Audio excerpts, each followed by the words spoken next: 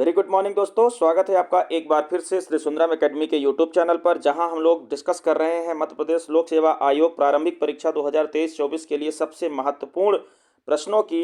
और इस सीरीज में मैं ले आया हूं आपके सामने आज 750-800 प्रश्न जो मध्य प्रदेश लोक सेवा आयोग के विभिन्न परीक्षाओं में पूछे जा चुके हैं।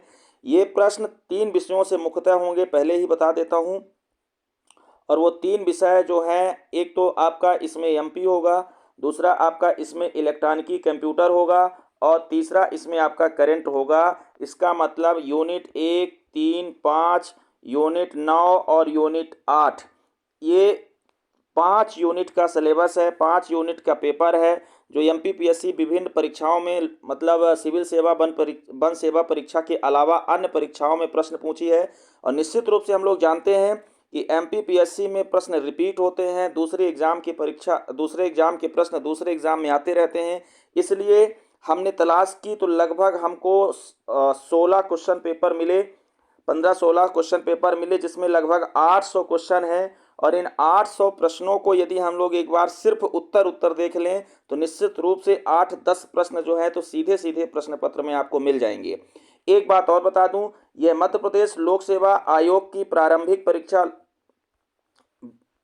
सिविल सेवा और वन सेवा प्रारंभिक परीक्षा के साथ साथ यह प्रश्न पत्र, ये जो वीडियो है, यह जो असिस्टेंट प्रोफेसर का एग्ज़ाम है उनके लिए इससे भी ज़्यादा महत्वपूर्ण है। तो असिस्टेंट प्रोफेसर के एग्ज़ाम में जो प्रश्न आएंगे वो ऐसे ही आएंगे और इसी प्रकार से रहेंगे और इन्हीं में से रहेंगे। इसलिए यह वीडियो प्रीलिम्स देने वाले, सिविल सेवा प्रीलिम्स देने वालों के साथ साथ एपी का एग्ज़ाम देने वाले छात्रों के लिए और अन्य परीक्षाओं में शामिल होने वाले छात्रों के लिए प्रीवियस ईयर का रिवीजन टाइप का वीडियो है। इसमें एनालिसिस नहीं है, इसलिए बहुत जल्दी होगा, टाइम ज़्यादा नहीं लगेगा। इसमें सिर्फ हम लोग उत्तर की चर्चा करके आगे बढ़ेंगे। तो आइए देखते हैं। यहाँ SEE लिखा है, इंजीनियरिंग सर्विस का है, मैं इस पर डिस्कस नहीं करूँगा, सीधे प्रश्न पे आते हैं हम लोग। और हमारा ये पहला प्रश्न है आज का, बहुत ही महत्वपूर्ण प्रश्न है इलेक्ट्रॉनिकी का। देखते हैं क्या लिखा है। मित्र से तुरंत रियल टाइम संचार के लिए किसका उपयोग करना चाहिए? रियल टाइम संचार के लिए इसमें से जो है तो IRC और इंस्टेंट मैसेजिंग ऐप दोनों का इस्तेमाल किया जाता है, और आयोग ने इसका आंसर जो है बी और डी दोनों माना है। देखिए, यहां से हमें यह भी पता चलेगा कि आयोग कौन से आंसर को सही मानती है विवादित प्रश्नों में। तो यहाँ पे बी और डी दोनों इसके आंसर माने गए हैं तुरंत रियल टाइम संचार के लिए। चलते हैं नेक्स्ट क्वेश्चन की ओर। बस इतना इतना देखते चलना है, परीक्षा के टाइम पे बहुत ज़्यादा इस पर डिस्कशन नहीं करना है, सीधे आंसर टू आंसर पे बात करते हैं हम लोग। अगला प्रश्न है हमारा, निम्नलिखित में से कौन एक ई कॉमर्स एक्टिविटी नहीं है? तो ई कॉमर्स एक्टिविटी इनमें से सब हैं, और आयोग ने उत्तर माना उपयुक्त में से कोई नहीं। मतलब ये भी ई कॉमर्स है, ई कॉमर्स है, ई कॉमर्स है। हम लोग जानते हैं B2B, C2B और B2A ये सब ई कॉमर्स होते हैं। तो यहाँ इन्होंने कहा नहीं है, तो नहीं है का मतलब ये तो सब है, तो इसका मतलब इनमें से ये नहीं है। तो कुल मिला के इसका जो आंसर होता है वो डी होता है। ठीक है, अगला प्रश्न हमारा है, ट्यूरिंग टेस्ट में सहभागियों की संख्या कितनी होती है? तो आयोग ने इसका उत्तर माना ट्यूरिंग टेस्ट में सहभागियों की संख्या जो होती है वो होती है कितनी? 3 सहभागी होते हैं ट्यूरिंग टेस्ट में। नेक्स्ट क्वेश्चन हमारा है, फजी लॉजिक का डॉट डॉट डॉट में बहुत सफल उपयोग हो रहा है। तो फजी लॉजिक का इस्तेमाल कहाँ हो रहा है? ध्यान से पढ़िएगा इन प्रश्नों को। फजी लॉजिक का उपयोग जो हो रहा है वो वॉशिंग मशीन, एयर कंडीशन और डिश वॉशर तीनों में हो रहा है। और इसका आयोग ने ABCD अलग से उत्तर माना है। मतलब जिसने A आंसर लगाया उसका भी सही, जिसने D लगाया C लगाया उसका भी सही, जिसने B लगाया उसका भी सही, जिसने D लगाया उसका भी सही। तो आयोग ने चारों आंसर अलग अलग ही मान लिए। ठीक है, अगला प्रश्न हमारा है, निम्नलिखित में से किस प्रतीक एवं नियम का उपयोग EOPL में होता है? तो किस प्रतीक एवं नियम का उपयोग EOPL में होता है? ठीक है, तो EOPL में जिस प्रतीक का इस्तेमाल होता है उसमें ये तीनों होता है। मतलब प्रेडिकेट और लॉजिक क्वांटिफायर्स जो होते हैं ये प्रतीक एवं नियम में उपयोग होते हैं EOPL में। तो आंसर इसका जो है आयोग ने अलग से प्रेडिकेट भी सही माना, लॉजिक क्वांटिफायर से सही माना और ये भी सही माना। मतलब ABC तीनों इसके उत्तर। अगला प्रश्न हमारा है नेक्स्ट, छठा क्वेश्चन है, निम्नलिखित विकल्पों में से संचार एवं संचार एवं निम्नलिखित विकल्पों में से संचार में उपयोगी गाइडेड मीडिया का उदाहरण कौन सा है? तो गाइडेड मीडिया याद रखना है, गाइडेड मीडिया का उदाहरण है फाइबर ऑप्टिक केबल। आंसर है फाइबर ऑप्टिक केबल। अगला प्रश्न लेते हैं हम लोग। अगला प्रश्न है भारत सरकार के द्वारा NMEICT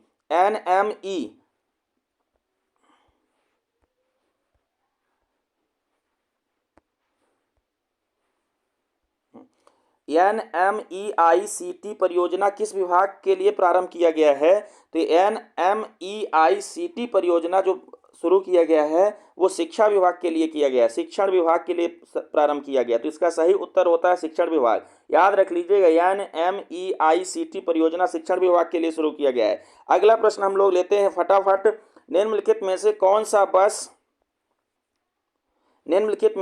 सा बस कंप्यूटर उपयोगकर्ता को प्लग एंड प्ले ऑपरेशन का साधन देता है? तो ये बस के कुछ उदाहरण दिए हुए हैं जो कंप्यूटर में इस्तेमाल होता है। उसमें USB जो होता है वो उपयोगकर्ता को प्लग एंड प्ले ऑपरेशन का साधन देता है। हम लोग जानते हैं USB को प्लग करके आप काम आगे बढ़ा सकते हैं, ठीक है। तो इसका सही आंसर हो गया USB। अगला प्रश्न है, आर्टिफिशियल इंटेलिजेंसी में कंप्यूटर मानव के समकक्ष सोचने के लिए काबिल है या नहीं?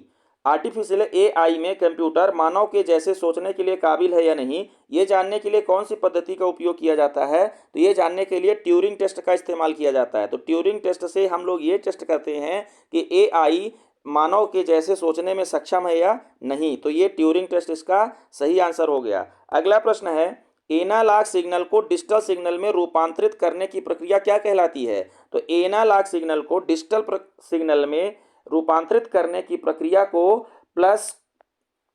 पल्स कोड मॉड्यूलेशन कहते हैं, पल्स कोड मॉड्यूलेशन कहते हैं, ठीक है। तो इसका सही उत्तर जो हो गया वो हो गया पल्स कोड मॉड्यूलेशन। क्लियर है? तो चलते हैं हम लोग अगले प्रश्न की ओर। प्रश्न नंबर 11 है,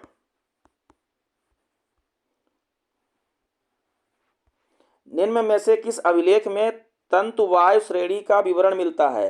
किस अभिलेख में तंतुवाय श्रेणी का विवरण मिलता है? तो तंतुवाय श्रेणी याद रखना है, हिस्ट्री का प्रश्न है। तंतुवाय श्रेणी का विवरण जो है वो कुमारगुप्त के मंदसौर अभिलेख में मिलता है, ठीक है। तंतुवाय श्रेणी रेशम उत्पादित करने वाली श्रेणी के लिए कहा गया है। बस इतना एक्सप्लेनेशन जानिए, जिसमें मंदसौर अभिलेख में कुमारगुप्त का जो मंदसौर अभिलेख है उसमें चर्चा की गई है। नेक्स्ट क्वेश्चन हमारा है, प्राचीन नाम मैकल से निम्नलिखित में से किस क्षेत्र का बोध होता है? तो मैकल से अमरकंटक का बोध होता है, ठीक है। अगला क्वेश्चन है, किस चंदेल शासक ने प्रयाग के संगम में जल समाधि लगा ली थी? तो जल समाधि लगाने वाला हमारा जो शासक था वो धंग था, ठीक है। किस चंदेल शासक ने प्रयाग के संगम में जल समाधि लगा ली थी?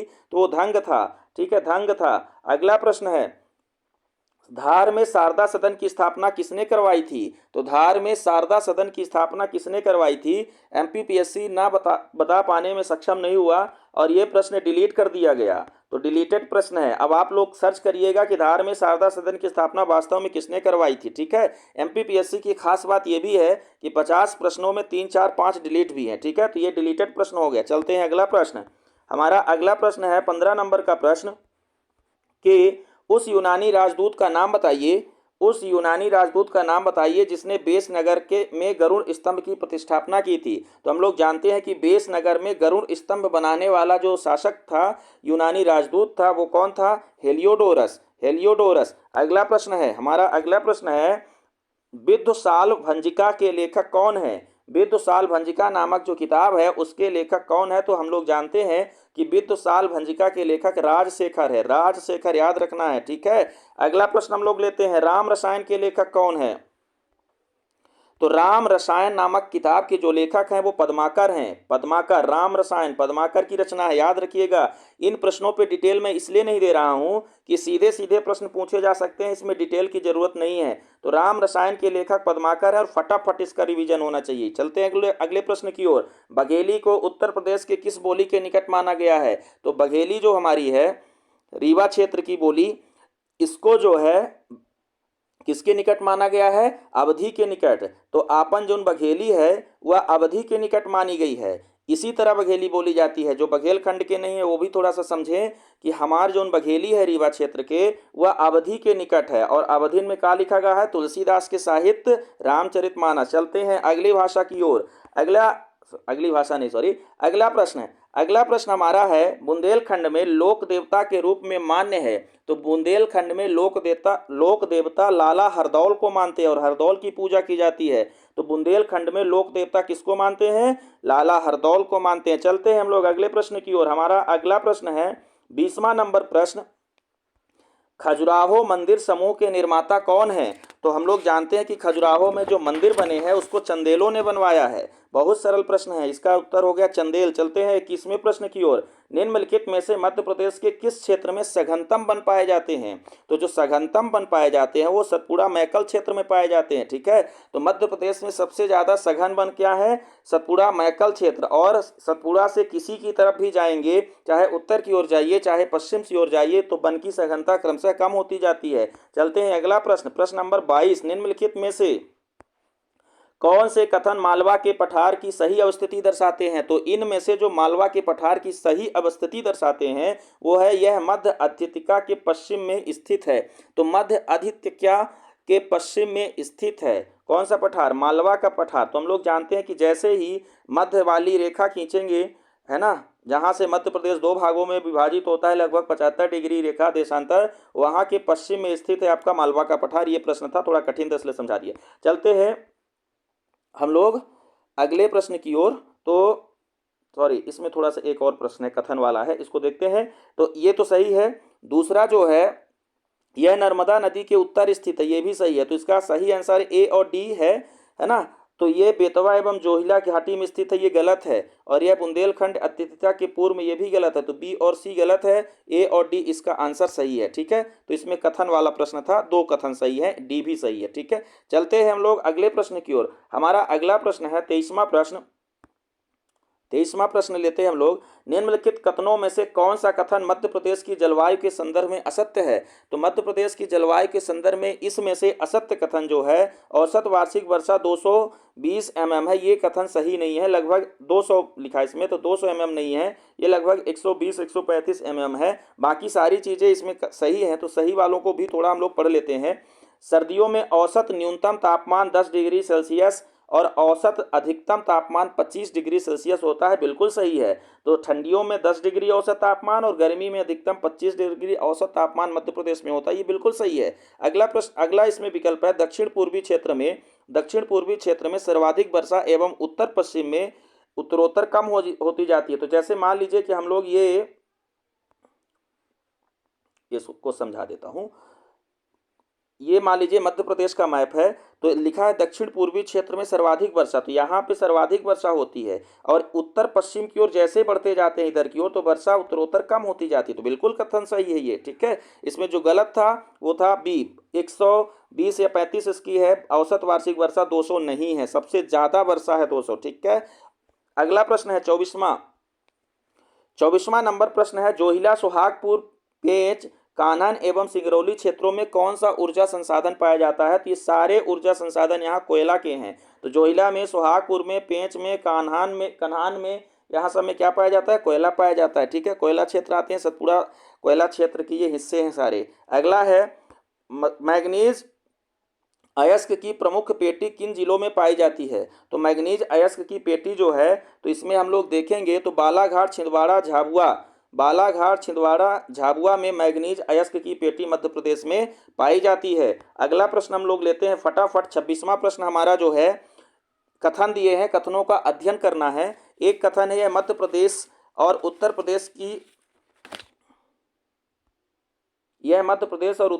की बहुउद्देशीय परियोजना है। ठीक, इस परियोजना के अंतर्गत बेतवा नदी पर अशोक नगर एवं ललितपुर की सीमा पर बांध बनाया गया है। इस बांध की ऊंचाई 43.80 मीटर एवं लंबाई 562 मीटर है। निम्नलिखित में से यह परियोजना किसे दर्शाती है? तो यह परियोजना किसे दर्शाती है? देखिए, उत्तर प्रदेश की है और मध्य प्रदेश की, दोनों की संयुक्त परियोजना है। अशोक नगर ललितपुर की सीमा पर इस बांध बनाया गया। तो हम लोग जानते हैं एक ही विकल्प इसके लिए पर्याप्त था, कि ये अशोकनगर और ललितपुर की सीमा पर बांध बनाया गया है और वो बांध बनाया गया है राजघाट बांध। तो इसका सही उत्तर हो गया, ये परियोजना क्या है, राजघाट है, राजघाट परियोजना है। तो राजघाट परियोजना उत्तर प्रदेश मध्य प्रदेश की संयुक्त परियोजना, अशोकनगर एवं ललितपुर की सीमा पर राजघाट बांध बना है, 43.80 मीटर लंबा ऊंचा है और 562.50 मीटर जो है ये लंबा है। तो इसका सही उत्तर क्या हो गया, राजघाट परियोजना। अगला प्रश्न हम लोग लेते हैं 27वां नंबर प्रश्न, छतरपुर जिले में पाए जाने वाला हीरा निम्नलिखित में से किस विकास खंड में अवस्थित है। तो छतरपुर में जो हीरा पाया जाता है इसमें से किसी भी विकास खंड में नहीं है, वो संभवतः नौगांव में आता हो। देख लीजिएगा, तो ना तो बंदर में है, ना तो पिछोरिया में है, ना तो पिपरिया में है, लेकिन यहाँ बंदर परियोजना जो है वो चल रही है हीरा के लिए, ठीक है। तो ये हीरा के लिए बंदर परियोजना यहाँ चल रही है, पर जो हीरा पाया जाता है वो इनमें से किसी विकास खंड में नहीं है। यदि यह वीडियो कोई पन्ना से देख रहा है तो बताए कि किस विकास खंड में आता है, कमेंट करके। चलते हैं अगले प्रश्न की ओर। अगला प्रश्न है 28वां प्रश्न, मध्य प्रदेश सरकार द्वारा किस वर्ष नवीन एवं नवीकरणीय मध्य प्रदेश सरकार द्वारा किस वर्ष नवीन एवं नवीकरणीय ऊर्जा विभाग को अलग से गठित किया गया। तो अप्रैल 2010 में ऊर्जा में नवीन एवं नवीकरणीय ऊर्जा विभाग को अलग से गठित किया गया, ऊर्जा विभाग से अलग गठित किया गया नवीन ऊर्जा को बढ़ाने के लिए, ठीक है। तो 2010 इसका सही उत्तर होता है। चलते हैं हम लोग अगला प्रश्न। अगला प्रश्न 29वां प्रश्न, मध्य प्रदेश में सिंचाई का प्रमुख संसाधन है क्या है। तो मध्य प्रदेश में सिंचाई का जो सबसे प्रमुख संसाधन है वो कुआं और ट्यूबवेल है, कुआं और ट्यूबवेल है। अगला प्रश्न है, पचमढ़ी में तापमान कम रहने का क्या कारण है। तो पचमढ़ी में जो तापमान कम रहने का कारण है वो क्या है, इसमें से ऊंचाई एवं वनस्पति, ऊंचाई बहुत ज़्यादा वनस्पति ज़्यादा, इसलिए यहाँ पे तापमान कम रहता है। अगला प्रश्न है, निम्नलिखित में से कौन मध्य प्रदेश के राज्यपाल नहीं थे। तो इनमें से कैलाशनाथ काटजू जो है वो मध्य प्रदेश के राज्यपाल नहीं थे। तो आप हमें बताएं कि कैलाशनाथ काटजू मध्य प्रदेश में क्या थे, किस पद पर थे। तो ये राज्यपाल तो नहीं थे, बाकी लालजी टंडन, कुंवर महमूद अली और सरला ग्रेवाल ये राज्यपाल थे। 32वां प्रश्न हमारा है, निम्नलिखित में से कौन मध्य प्रदेश के मुख्यमंत्री थे। तो इनमें से सुंदरलाल पटवा ये मुख्यमंत्री थे। बाकी ये सब क्या है आप बताएं हमें कमेंट करके। सत्यनारायण सिंह, राम नरेश यादव, भगवत दयाल शर्मा ये सब क्या थे, ये सब राज्यपाल थे, लेकिन सुंदरलाल पटवा जो थे वो क्या थे, मुख्यमंत्री थे। अगला प्रश्न है, मध्य प्रदेश में पंचायती राज व्यवस्था है। पंचायती राज व्यवस्था जो है वो हमारे यहाँ 3 स्तरीय है ना, जनपद पंचायत, जिला पंचायत, जनपद पंचायत और ग्राम पंचायत। अगला प्रश्न है, भगोरिया पर्व मध्य प्रदेश के किस जिले में मनाया जाता है। तो भगोरिया पर्व जो है तो कहाँ मनाया जाएगा, इनमें से आप लोग जानते हैं कि भगोरिया पर्व इनमें से झाबुआ जिले में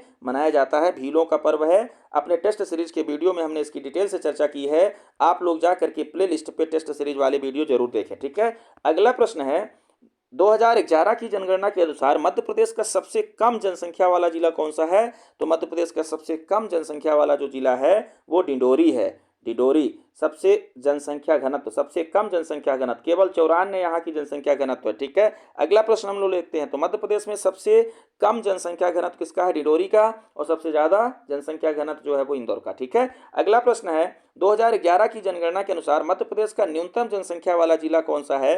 तो न्यूनतम जनसंख्या इनमें से किसकी है, हरदा की। 2011 की जनगणना के अनुसार यदि कभी पूछेगा तो आप हरदा ही लगाइएगा, भले ही ये छोटे वाले जिले भी रहें, ठीक है, जो अभी गठित हुए हैं। तो हरदा जो है तो इनमें से सबसे छोटा है, जनसंख्या के हिसाब से सबसे कम। अगला, Sant Shiromani Ravidas global skill park, बहुत महत्वपूर्ण प्रश्न है। Sant Shiromani Ravidas global skill park जो है वो कहाँ स्थित है, वो भोपाल में स्थित है। तो Sant Shiromani Ravidas global skill park कहाँ बनाया गया, भोपाल में बनाया गया। अगला प्रश्न हम लोग लेते हैं, आयुध निर्माणी खमरिया मध्य प्रदेश के किस जिले में स्थित है। तो आयुध निर्माण वाली फैक्ट्री जो है खमरिया वो जबलपुर में स्थित है, कोई सवाल ही नहीं इसमें, ठीक है, सब लोग जानते हैं। अगला प्रश्न है, मध्य प्रदेश सरकार द्वारा शुरू किया गया सौदा पत्रक मोबाइल ऐप, बहुत इंपॉर्टेंट प्रश्न है। सौदा पत्रक मोबाइल ऐप एमपी सरकार के किस क्षेत्र से संबंधित है। तो सौदा पत्रक मोबाइल ऐप जो है ये कृषि क्षेत्र से संबंधित है, ठीक है, कृषि क्षेत्र से। तो सौदा पत्रक मोबाइल ऐप किससे संबंधित है, कृषि क्षेत्र से संबंधित है। अगला प्रश्न है, एक जिला एक उत्पाद, one district one product, ODOP के तहत मध्य प्रदेश में इंदौर का उत्पाद क्या है? तो इंदौर का उत्पाद जो है, एक जिला एक उत्पाद में, वो आलू है। ठीक है, आलू है। ठीक है, चलते हैं हम लोग अगले प्रश्न की ओर। हमारा अगला प्रश्न है, निम्नलिखित में से कौन वर्ष 2023 में भारतीय गणतंत्र दिवस के अवसर पर मुख्य अतिथि के रूप में भारत में आए? तो मुख्य अतिथि के रूप में जो भारत आए वो थे अब्दुल फतेह अल सीसी। अब्दुल फतेह अल सीसी ये 26 जनवरी को हमारे गेस्ट थे। ठीक है, अब्दुल फतेह अल सीसी। अगला प्रश्न हम लोग लेते हैं, प्रश्न नंबर 42वां। P70 परियोजना के तहत निर्मित कलवरी श्रेणी, ठीक है, पनडुब्बी, हमारी कलवरी श्रेणी की किस पनडुब्बी को जनवरी 2023 में भारतीय नौसेना में शामिल किया गया? तो भारतीय नौसेना में कलवरी श्रेणी की जो पनडुब्बी शामिल की गई वो है INS वागीर। INS वागीर को शामिल किया गया जनवरी 2023 में। बहुत इंपॉर्टेंट प्रश्न है, याद रखिएगा, PSC प्रीलिम्स के लिए तो बहुत ही इंपॉर्टेंट प्रश्न है ये। तो INS वागीर को शामिल किया गया है जनवरी 2023 में। ये कलवरी श्रेणी की पनडुब्बी है। अगला प्रश्न हमारा है, सीधे उत्तर पे ध्यान दे, इसलिए विकल्प के और विकल्पों पे चर्चा नहीं कर रहे हैं। 36वें राष्ट्रीय खेलों का आयोजन किस राज्य में संपन्न हुआ? तो 36वें राष्ट्रीय खेलों का आयोजन जो है इन विकल्पों में से कहाँ आयोजित हुआ? गुजरात में संपन्न हुआ 36वां राष्ट्रीय खेल। अगला प्रश्न है, फरवरी 2023 में राष्ट्रीय संस्कृत महोत्सव 2023 का आयोजन कहाँ किया गया? तो फरवरी 2023 में राष्ट्रीय संस्कृत महोत्सव 2023 का आयोजन जो है वो हमारे मुंबई में किया गया। ठीक है ना, कहाँ किया गया? मुंबई में। तो 44 का इसका सही आंसर है डी। तो राष्ट्रीय संस्कृत महोत्सव 2023 का जो आयोजन है वो कहाँ किया गया? मुंबई में किया गया। याद रखेंगे, प्रश्न बहुत इंपॉर्टेंट है। देश का पहला जियोलॉजिकल पार्क मध्य प्रदेश में कहाँ स्थापित किया जा रहा है? तो देश का पहला जियोलॉजिकल पार्क जो है वो लम्हेटा गांव में स्थापित किया जा रहा है। देश का पहला जियोलॉजिकल पार्क लम्हेटा गांव में स्थापित किया जा रहा है। ठीक है, जरूर सर्च करिएगा कि ये लम्हेटा गांव किस जिले में स्थित है। ठीक है, अगला 46वां प्रश्न है, 17वां प्रवासी दिवस कहाँ आयोजित है? तो 17वां प्रवासी दिवस जो कहाँ आयोजित किया गया था, 17वां प्रवासी दिवस, तो इसका सही आंसर है इंदौर में। तो 17वां प्रवासी दिवस कहाँ? इंदौर में। 17वां प्रवासी दिवस कहाँ? इंदौर में। ऐसे याद करिए जल्दी जल्दी। अगला प्रश्न हमारा है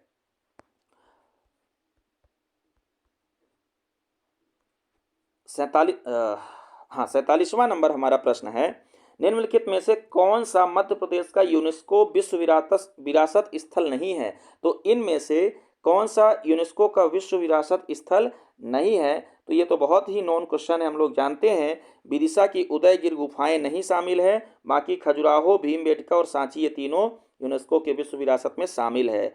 अगला प्रश्न है, निम्नलिखित में से किस खेल को मध्य प्रदेश के राज्य खेल के रूप में घोषित किया गया है?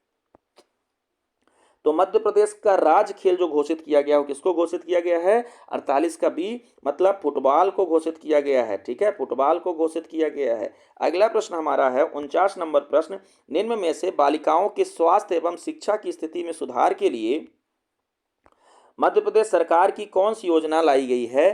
तो बालिकाओं की शिक्षा और स्वास्थ्य में सुधार के लिए जो योजना लाई गई है वो लाई गई है लाडली लक्ष्मी योजना। लाडली लक्ष्मी योजना, याद रखना, बालिकाओं के स्वास्थ्य एवं शिक्षा में सुधार के लिए लाडली लक्ष्मी योजना का संचालन किया गया है। अगला प्रश्न है 50वां, मध्य प्रदेश सरकार की खेत तालाब योजना के अंतर्गत किसानों को मिलने वाले अनुदान की अधिकतम सीमा क्या है? तो खेत तालाब योजना के अंतर्गत किसानों को मिलने वाले अनुदान की अधिकतम सीमा 16,350 रुपये है। क्लियर, 16,350 रुपये। चलते हैं हम लोग आज के अगले प्रश्न की ओर।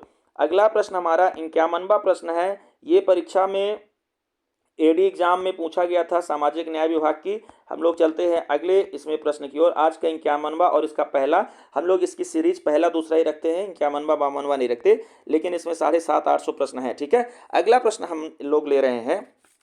इसमें पहला प्रश्न जो है इस एग्जाम का कि मध्य प्रदेश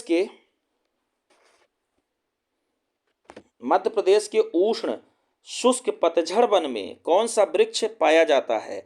तो उष्ण शुष्क पतझड़ वन में मध्य प्रदेश में सागौन पाया जाता है। ठीक है, ये उष्ण के साथ शुष्क है, इसलिए यहाँ क्या है, सागौन है। याद रखिए, सागौन उष्ण शुष्क पतझड़ वन में पाया जाता है। अगला प्रश्न है इसमें, मध्य प्रदेश की निम्नलिखित में से कौन सी नदी को उत्तर भारत एवं दक्षिण भारत का प्राकृतिक विभाजक कहा जाता है? तो इसको कहा जाता है नर्मदा। हम लोग जानते हैं कि ये हो गई हमारी नर्मदा, इधर उत्तर भारत, इधर दक्षिण भारत, ये प्राकृतिक विभाजक हो गया। अगला प्रश्न हमारा है, ध्यान दीजिए, मध्य प्रदेश की निम्नलिखित नदी, ये मध्य प्रदेश की नदी है, नीचे कावेरी हो, गोदावरी हो, दक्षिण भारत में भले ही है पर प्राकृतिक विभाजक दक्षिण भारत, उत्तर भारत की गोदावरी नहीं बल्कि हमारी नर्मदा ही होगी। ठीक है, अगला प्रश्न है, मध्य प्रदेश में सबसे अधिक वर्षा कहाँ होती है? तो ये बहुत नॉन प्रश्न है कि मध्य प्रदेश में सर्वाधिक वर्षा पचमढ़ी में होती है। अगला प्रश्न है कि कर्क रेखा पर सूर्य की लंबवत किरणें कब पड़ती हैं? तो कर्क रेखा पर सूर्य की लंबवत किरणें पड़ती हैं अपन 21 जून को, है ना, 21 जून को मध्य प्रदेश से गुजरती है रेखा, तो 21 जून को मध्य प्रदेश पर सूर्य का सीधा प्रकाश पड़ता है। अगला प्रश्न है, बॉक्साइट किस धातु का अयस्क है? तो बॉक्साइट जो होता है वो एल्युमिनियम का अयस्क होता है। किसका? एल्युमिनियम का। अगला प्रश्न है, मध्य प्रदेश में कितने जलवायु क्षेत्र हैं, कृषि जलवायु क्षेत्र हैं? तो मध्य प्रदेश में कितने कृषि जलवायु क्षेत्र हैं?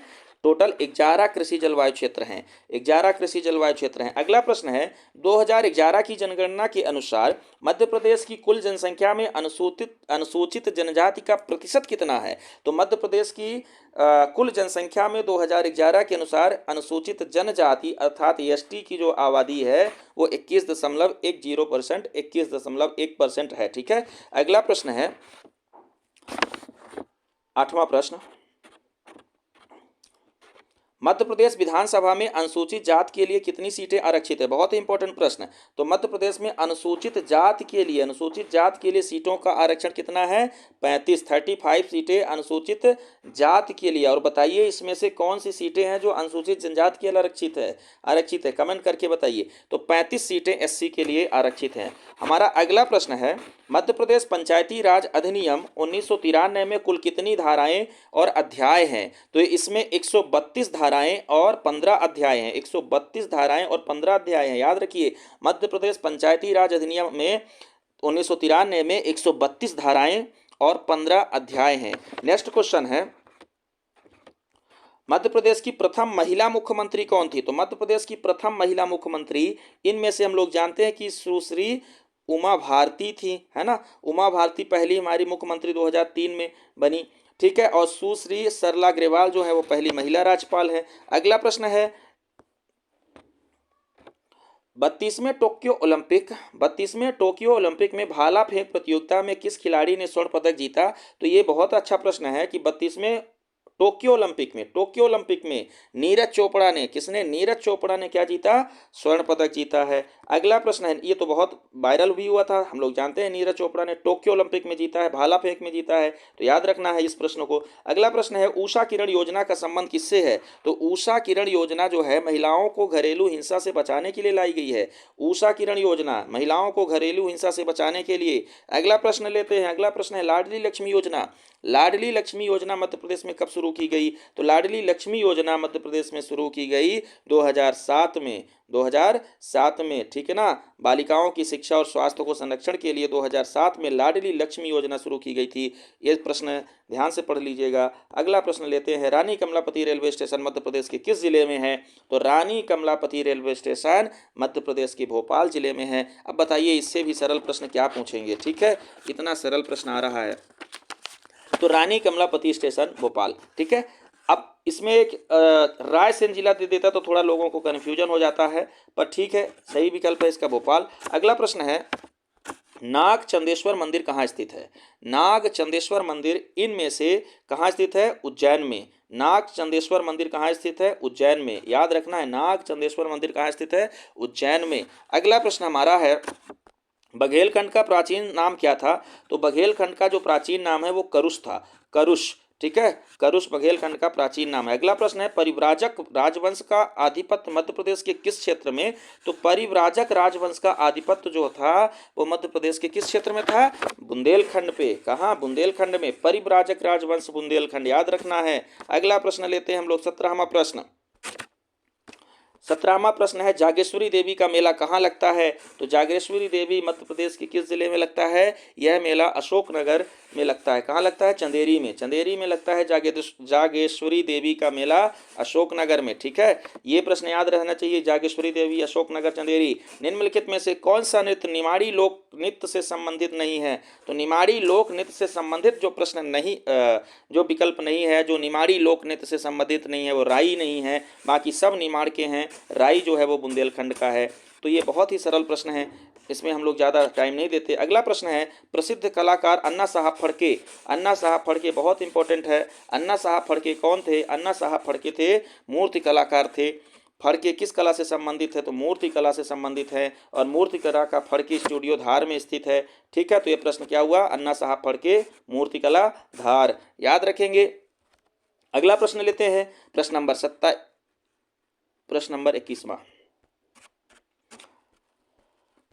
कोयला उत्पादन में मध्य प्रदेश का स्थान कौन सा है? तो कोयला उत्पादन में मध्य प्रदेश का, इसमें तो तीसरा विकल्प माना था, लेकिन वर्तमान में चौथा विकल्प है, तो अब चौथा ही याद रखें। तो कोयला उत्पादन में मध्य प्रदेश का चौथा है, माना था जब ये परीक्षा हुई थी तब तीसरा, अब इसमें चौथा स्थान है। ठीक है, अगला प्रश्न है, मध्य प्रदेश में जल पर्यटन का गंतव्य स्थल, जल पर्यटन का गंतव्य स्थल क्या है? मध्य प्रदेश में जल पर्यटन का गंतव्य स्थल इसमें एक ही है, हनुमंतिया टापू। हनुमंतिया टापू याद रखें, जल पर्यटन हनुमंतिया टापू में होगा। अगला प्रश्न लेते हैं हम लोग, मध्य प्रदेश की औद्योगिक नीति 2014 किस दिनांक को प्रारंभ हुई? तो मध्य प्रदेश में औद्योगिक नीति 2014 किस दिनांक को प्रारंभ हुई? तो यह प्रश्न जो है तो MPPSC ने डिलीट कर दिया था। ठीक है, हर पेपर में आपको कुछ डिलीटेड मिलेंगे ही, तो ये प्रश्न डिलीट किया था। प्रारंभ की बात लिखी है और प्रारंभ का विकल्प इसमें नहीं दिया है। पारित होने की डेट जो थी वो 30 सितंबर थी, तो लोगों ने ऑब्जेक्शन लगाया होगा। और ये प्रारंभ है 1 अक्टूबर 2014 से। कब से? 1 अक्टूबर 2014 से प्रारंभ है। 30 सितंबर को ये पारित हुआ था। औद्योगिक नीति 2014 पारित हुई थी 30 सितंबर को, और लागू, प्रारंभ होना, प्रवर्तन होना, लागू होना वो आया था कब से? 1 अक्टूबर 2014 से लागू हुआ। तो इसको 1 अक्टूबर 2014 याद रखेंगे। लागू होने की तिथि और पारित होने की तिथि 30 सितंबर है। चलते हैं हम लोग अगले प्रश्न की ओर। हमारा अगला प्रश्न है, 2001 से 11 के बीच की अवधि में मध्य प्रदेश की जनसंख्या वृद्धि दर कितनी थी? तो मध्य प्रदेश में 2001 से 11 के बीच जो जनसंख्या वृद्धि हुई है वो हुई है 20.3%। कितनी? 20.3%, याद रखेंगे। 20.3% जनसंख्या बढ़ गई है मध्य प्रदेश की 2001 से 11 के बीच। अगला प्रश्न है, निम्नलिखित में से किस जिले में कपास की सर्वाधिक उत्पादन होता है? तो खरगोन में कपास का क्या होता है? सर्वाधिक उत्पादन। कहाँ? खरगोन में कपास, है ना। सफेद सोना का घर जो है वो कौन सा हुआ? आपका खरगोन हुआ। अगला प्रश्न लेते हैं हम लोग। अगला प्रश्न है 26वां प्रश्न, निम्नलिखित में से गतिकता लाने में शामिल क्षेत्र है। तो गतिकता लाने में जो शामिल क्षेत्र है ई कॉमर्स में, गतिकता लाने में जो शामिल क्षेत्र है वो है एम कॉमर्स। ठीक है ना। तो ई कॉमर्स में जो गतिकता लाता है वो है एम कॉमर्स। ठीक है, संभवतः एम कॉमर्स मतलब मोबाइल गतिशील कॉमर्स। ठीक है, तो ये याद रख लेना है, एम कॉमर्स गतिकता लाने में एम कॉमर्स। ठीक है, चलते हैं हम लोग अगले प्रश्न की ओर। 27वां प्रश्न है, ई लर्निंग, ई कॉमर्स एवं e banking, e learning, e commerce एवं ई बैंकिंग ये सब किससे संबंधित है? मतलब किसके उदाहरण है? तो हम लोग जानते हैं ई लर्निंग, ई कॉमर्स, ई बैंकिंग, इन विकल्पों में से ये ई सर्विसेज के उदाहरण है। किसके? ई सर्विसेज के उदाहरण है। ठीक है, ई सर्विसेज के, याद रखेंगे। अगला प्रश्न है, मुफ्त और ओपन सोर्स सॉफ्टवेयर है। मुफ्त और ओपन सोर्स सॉफ्टवेयर इनमें से सभी हैं। पाइथन भी है, लिब्रे भी है, ओपन ऑफिस भी है। तो पाइथन, लिब्रे ऑफिस और ओपन ऑफिस ये सब मुफ्त ओपन सोर्स हैं, सॉफ्टवेयर हैं। ठीक है, तो इनमें से सभी आंसर माना गया इसका। अगला प्रश्न है, थोड़ा सा देखते हैं, एक्स बराबर सेंसर रोबोट का प्रमुख घटक नहीं है। देखिए ये कथन दिया है सेंसर रोबोट का प्रमुख घटक नहीं है, तो गलत दिया है। सेंसर रोबोट का बहुत ही प्रमुख घटक है, तो मतलब यक्स हमारा गलत है। अगला, इंसानों से मिलते जुलते रोबोट को ह्यूमनाइड्स रोबोट्स कहते हैं, बिल्कुल सही है, तो बाई हमारा सही है। तो प्रश्न दिया गया कि एक्स और बाई दोनों सत्य है विकल्प में, तो ये दोनों सत्य तो नहीं है, ना तो एक्स ना ये भी सही नहीं है, तो केवल एक्स सत्य है, ये भी सही नहीं, तो केवल बाई सत्य है। इसमें इंसानों से मिलते जुलते रोबोट को ह्यूमनाइड यही कहा जाता है, तो इसका सही आंसर हुआ डी। अगला प्रश्न लेते हैं 30 नंबर का प्रश्न, सूचना का अधिकार अधिनियम किस वर्ष लागू हुआ? तो सूचना का अधिकार अधिनियम 2005 में आया, पेश किया गया। कब? 2005 में। अगला प्रश्न है 1 जुलाई 1987 को इंदौर रेजिडेंसी पर किसने आक्रमण किया? तो 1 जुलाई 1857 को सआदत खां एवं भागीरथी सिंह ने इंदौर रेजिडेंसी पर आक्रमण किया था। ठीक है, और सआदत खां की जो मज़ार है वो मध्य प्रदेश लोक सेवा आयोग के ठीक सामने स्थित है। ठीक, हम लोग गए थे तो भ्रमण करके आए हैं सादत खां की मजार। ठीक है, 1 जुलाई 1857 ईस्वी को इंदौर रेजिडेंसी पर किसने आक्रमण किया? सादत खां और भागीरथी सिंह ने। ठीक है, अगला प्रश्न है 32वां नंबर प्रश्न,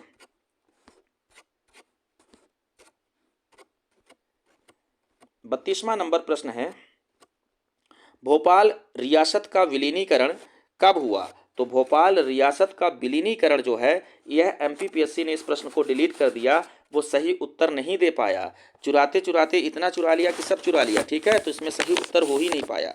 ठीक, तो सही उत्तर क्या है? 1 जून 1949 है। ठीक, 1949।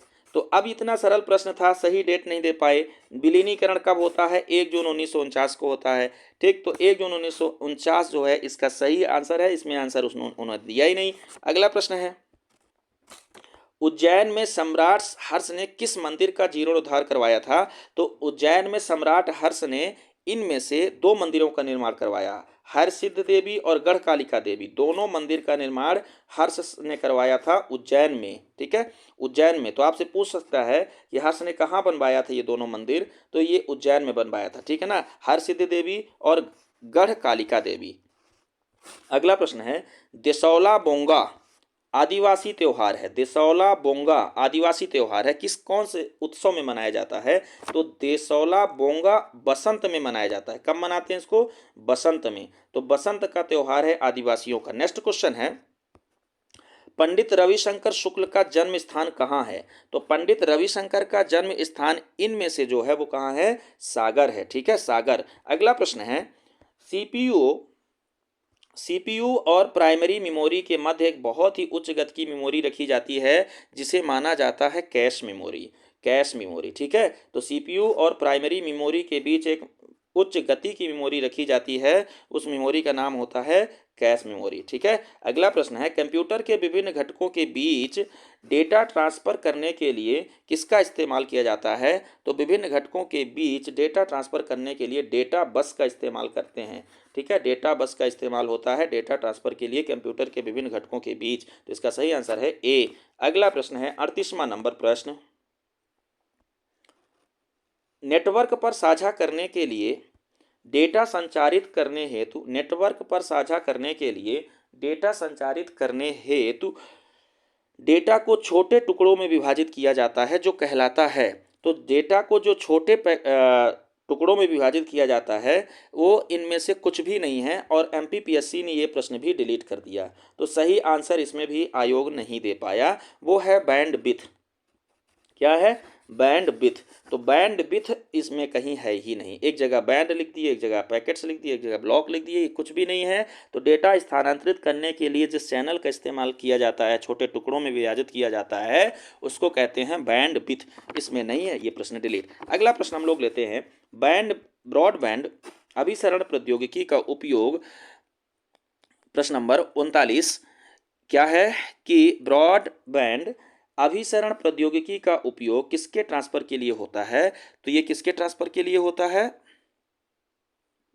ध्वनि डेटा और वीडियो के ट्रांसफर के लिए होता है। अगला प्रश्न है प्रति इकाई समय में चैनल द्वारा स्थानांतरित बिट्स संख्या क्या कहलाती है? एक प्रश्न थोड़ा सा मिस्टेक हुआ है, थोड़ा सा हम लोग पीछे चलेंगे। ये वाला प्रश्न पैकेट्स वाला, इसका उत्तर थोड़ा सा हमने गलत बताया है, माफ़ करिएगा। नेटवर्क पर साझा करने के लिए डेटा संचारित करने हैं तो डेटा को छोटे टुकड़ों में विभाजित किया जाता है, उसको पैकेट्स कहते हैं, पैकेट्स कहते हैं। क्या कहते हैं फिर से? नेटवर्क पर साझा करने के लिए डेटा संचारित करने हैं तो डेटा को छोटे टुकड़ों में विभाजित किया जाता है, उसको पैकेट कहते हैं। ठीक है। और जो मैं वो बैंडविड्थ बता रहा था वो इसका है, ये वाला है। ठीक। कि प्रति इकाई समय में चैनल द्वारा स्थानांतरित बिट्स की संख्या क्या कहलाती है? तो प्रति इकाई समय में चैनल द्वारा स्थानांतरित बिट्स की संख्या जो कहलाती है, तो इनमें से कुछ नहीं है, वो है क्या? बैंडविड्थ। क्या कहलाती है? बैंडविड्थ कहलाती है। तो बैंडविड्थ इसमें कहीं दिया ही नहीं है, तो आंसर इसका अलग से नोट कर लीजिएगा कि प्रति इकाई समय में चैनल द्वारा स्थानांतरित बिट्स की संख्या बैंडविड्थ कहलाती है। ठीक है। ये प्रश्न वहां पे डिस्टर्ब हुआ था, तो इसका सही आंसर आयोग नहीं दे पाया, सही आंसर है बैंडविड्थ। अगला प्रश्न है, सिंगरौली कोयला क्षेत्र में मुख्यतः कौन से प्रकार का कोयला मिलता है? तो सिंगरौली कोयला क्षेत्र में बिटुमिनस टाइप का कोयला मिलता है। कौन सा कोयला? बिटुमिनस। सिंगरौली कोयला क्षेत्र में बिटुमिनस टाइप का कोयला मिलता है। बिटुमिनस टाइप का याद रखना है, सिंगरौली में बिटुमिनस कोयला। सतपुड़ा तापी विद्युत केंद्र कहाँ है? तो सतपुड़ा तापी विद्युत केंद्र चचाई में है। चचाई जलप्रपात रीवा में है, लेकिन ये रीवा वाला नहीं है चचाई। चचाई ये सतपुड़ा तापी विद्युत केंद्र जो है वो अमरकंटक में है और ये अनूपपुर में है। तो अनूपपुर में चचाई एक जगह हुई, तो ये अनूपपुर इसका सही ऑप्शन था, पर उसने जगह लिया है, तो ये इसका सही आंसर आयोग ने चचाई माना है। ठीक है। अगला प्रश्न है, मध्य प्रदेश का सबसे बड़ा फोटोवोल्टिक सौर ऊर्जा प्रोजेक्ट प्लांट कौन सा है? तो मध्य प्रदेश का सबसे बड़ा फोटोवोल्टिक सौर ऊर्जा प्रोजेक्ट प्लांट इनमें से जो है वो आपका है Rewa ultra mega solar plant. तो रीवा का सबसे बड़ा फोटोवोल्टिक सौर ऊर्जा प्लांट है ना, रीवा, जो कि गुड़ में स्थित है। ठीक है। अगला प्रश्न है 44वां नंबर प्रश्न,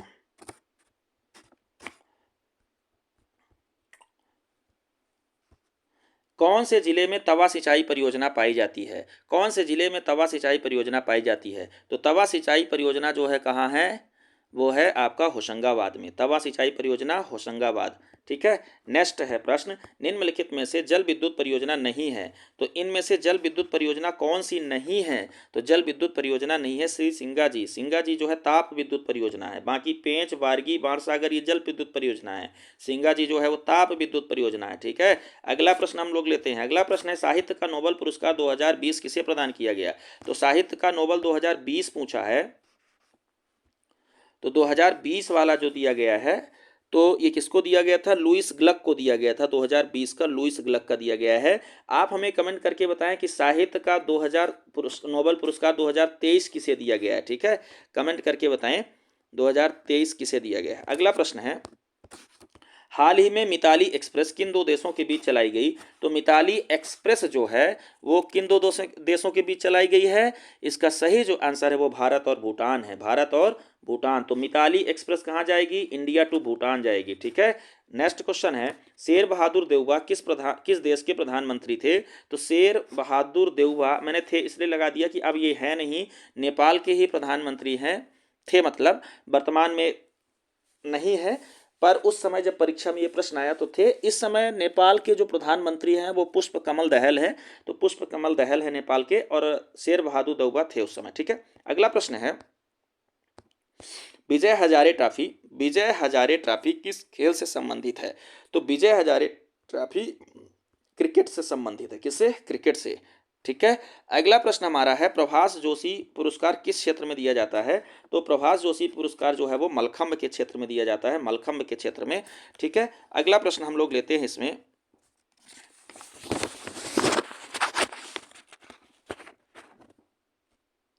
ये हुए 100 प्रश्न, 2 प्रश्न पत्र हो गए। चलते हम लोग तीसरे प्रश्न पत्र की ओर और पूरा करेंगे 150 प्रश्न। अगला प्रश्न इसमें है पहला, और ये प्रश्न पत्र जो है मैं बता दूं कहाँ ये लिखा है, एडीपीओ का है, लोक अभियोजन अधिकारी 2021 लॉ वाला पेपर है। उसमें ये 50 प्रश्न 3 सब्जेक्ट से हमारे इलेक्ट्रॉनिकी, करंट अफेयर्स और एमपी से पूछे गए।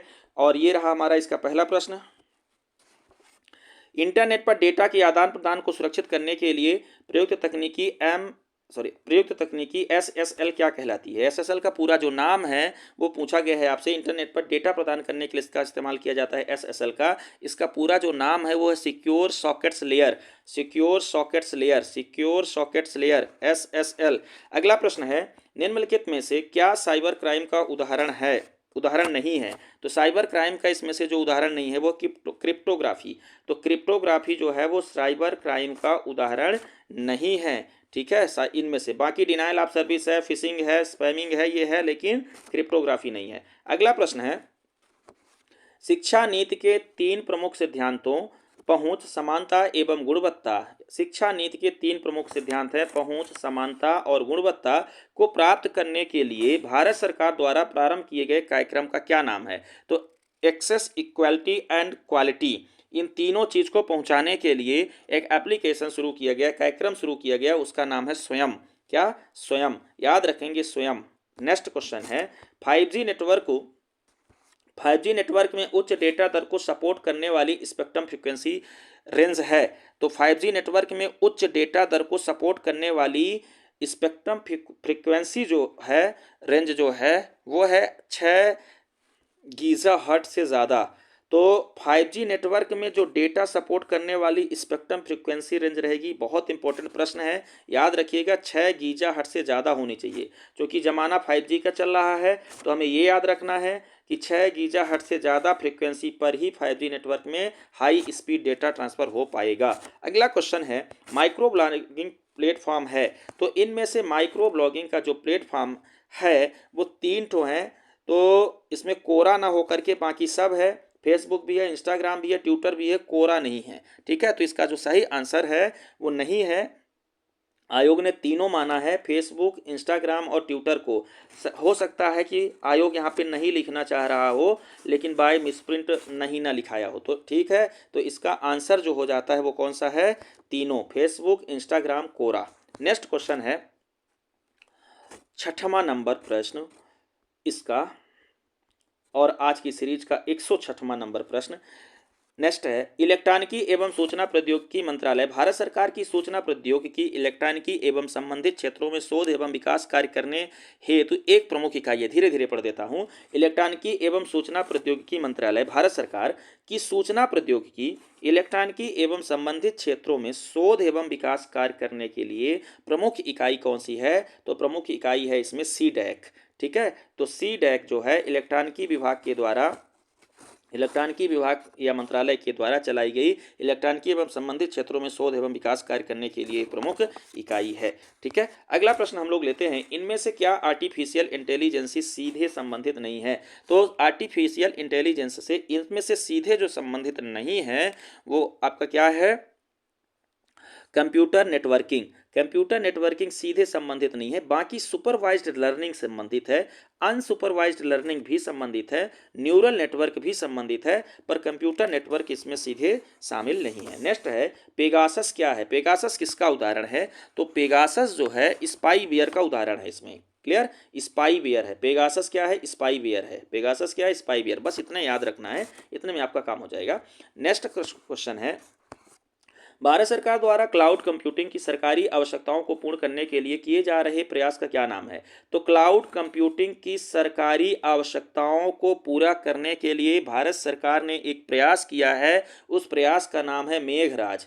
तो मेघराज योजना का संबंध किससे है? क्लाउड कंप्यूटिंग से है, क्लाउड कंप्यूटिंग से है। ठीक है, और ये किसका है? केंद्र सरकार का, याद रखेंगे। अगला प्रश्न है, डिजिटल हस्ताक्षर को वैधानिक स्वीकृति किस एक्ट के द्वारा दी गई? तो डिजिटल, बहुत इंपॉर्टेंट प्रश्न है ये, डिजिटल हस्ताक्षर को स्वीकृति दी गई है इनमें से किस एक्ट के द्वारा? Information technology IT act. ठीक है, सूचना प्रौद्योगिकी अधिनियम के द्वारा इसको क्या किया गया है? वैलिड माना गया है। अगला प्रश्न है हम लोग का 11वां प्रश्न, वर्ष 2021-22 अग्रिम अनुमानों के आधार पर में मध्य प्रदेश की स्थिर भावों के आधार पर 2011-12 आधार वर्ष प्रति व्यक्ति आय है। प्रश्न मैं समझाता हूँ। ठीक है, ये पूछ रहा है, वर्ष 2020-21 में मध्य प्रदेश की स्थिर भावों के आधार पर प्रति व्यक्ति आय है। तो वर्ष 2021-20 में जो स्थिर भावों पर प्रति व्यक्ति आय है मध्य प्रदेश की, वो है 63,345। तो 63,345 मध्य प्रदेश की प्रति व्यक्ति आय होती है। किसके लिए? 11-12 आधार वर्ष मान करके और 21-22 के लिए। तो आपसे पूछे कि 21-22 में मध्य प्रदेश की पर कैपिटा इनकम प्रति व्यक्ति आय कितनी थी स्थिर भावों पर, ठीक है ना, प्रचलित भावों पर नहीं। प्रचलित भावों पर ये कितनी है कमेंट करके बताइए। संभवतः 1 लाख पार हो गई है। तो यह कितनी है? 63,345 है। अगला प्रश्न है 63,345, इसका सही आंसर याद रखिएगा। अगला प्रश्न है आकांक्षी विकास खंड प्रोग्राम ABP आकांक्षी विकास खंड प्रोग्राम मध्य प्रदेश में किस वर्ष शुरू किया गया था? तो आकांक्षी विकास खंड प्रोग्राम मध्य प्रदेश में 2018 में शुरू किया गया। ABP आकांक्षी विकास खंड प्रोग्राम 2018 में शुरू किया गया। 2018 में शुरू किया गया। अगला प्रश्न है मध्य प्रदेश के औद्योगिक उत्पादन में मूल्य के आधार पर खाद्य प्रसंस्करण उद्योगों का कितना हिस्सा है? तो मध्य प्रदेश के औद्योगिक उत्पादन में मूल्य के आधार पर खाद्य प्रसंस्करण उद्योगों का जो हिस्सा है वो है 32%, 32% हिस्सा है। खाद्य प्रसंस्करण उद्योगों का 32% हिस्सा है। अगला प्रश्न है किस अनाज को सामान्यतः सुपर फूड उत्तम खाद्य के रूप में देखा जाता है? तो सुपर फूड के रूप में इसमें देखा जाता है मोटा अनाज को, मिलेट्स को। बहुत ही इंपॉर्टेंट प्रश्न है। सुपर फूड, उत्तम खाद्य, सर्वश्रेष्ठ खाद्य, मिलेट्स, मोटा अनाज, ठीक है, इनको याद रखना है। नेक्स्ट क्वेश्चन है 15वां।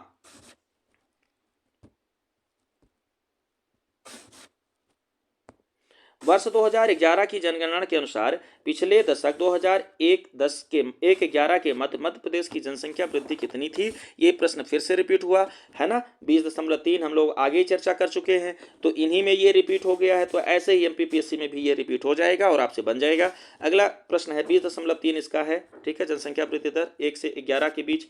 अगला प्रश्न है संविधान के किस अनुच्छेद में भारत के प्रत्येक राज्य के लिए राज्य विधानमंडल का प्रावधान किया गया है? तो अनुच्छेद 168 में, किसमें? अनुच्छेद 168 में प्रत्येक राज्य के लिए एक राज्य विधानमंडल होगा, ये लिखा है। तो भारतीय संविधान का अनुच्छेद 168 भारतीय संविधान में किसकी प्रावधान करता है? राज्यों के राज्य विधान मंडल का प्रावधान करता है, 168। नेक्स्ट क्वेश्चन पंचायती राज दिवस कब मनाया जाता है? प्रश्न है, और प्रश्न बहुत ही महत्वपूर्ण और बहुत ही सरल है। पंचायती राज दिवस कब मनाया जाता है? 24 अप्रैल को। तो 24 अप्रैल को पंचायती राज दिवस मनाया जाता है, 24 अप्रैल को। याद रखेंगे, इंपॉर्टेंट है इस बार के लिए। MPSC में मोदी जी आए थे इसलिए ज़्यादा इंपॉर्टेंट है। अगला प्रश्न है लोकतांत्रिक विकेंद्रीकरण का क्या अर्थ है? तो लोकतांत्रिक विकेंद्रीकरण का इन विकल्पों में से जो अर्थ है हम लोग पढ़ लेते हैं। स्थानीय संस्थाओं के पक्ष में शक्तियां हस्तांतरित करना। तो हम लोग जानते हैं कि इसमें जो स्थानीय शासन होता है वो स्थापित किया जाता है और उसके लिए शक्तियों को लोकल गवर्नेंस बॉडी तक स्थानांतरित किया जाता है। तो इसका सही अर्थ हो गया स्थानीय संस्थाओं के पक्ष में शक्तियों को हस्तांतरित करना, आंसर बी। ठीक, अगला प्रश्न है उज्जवन जनजाति संस्कार संबंधित है। तो उज्जवन जनजाति संस्कार जो संबंधित है वो दाह संस्कार से संबंधित है। दाह संस्कार को जनजातियों में उज्जवन कहते हैं, उज्जवन, ठीक है। वन जो है उजड़ जाता है इसलिए शायद इसका नाम हो उज्जवन, दाह संस्कार से संबंधित है, ठीक है। तो दाह संस्कार को जनजाति संस्कार में क्या नाम दिया जाता है? उज्जवन। अगला प्रश्न इंपॉर्टेंट प्रश्न है राज्यपाल की नियुक्ति कौन करता है? तो ये तो बहुत आसान प्रश्न है, राज्यपाल की नियुक्ति राष्ट्रपति द्वारा होती है। नेक्स्ट क्वेश्चन हम लोग लेते हैं निम्नलिखित में से कौन मध्य प्रदेश का प्रमुख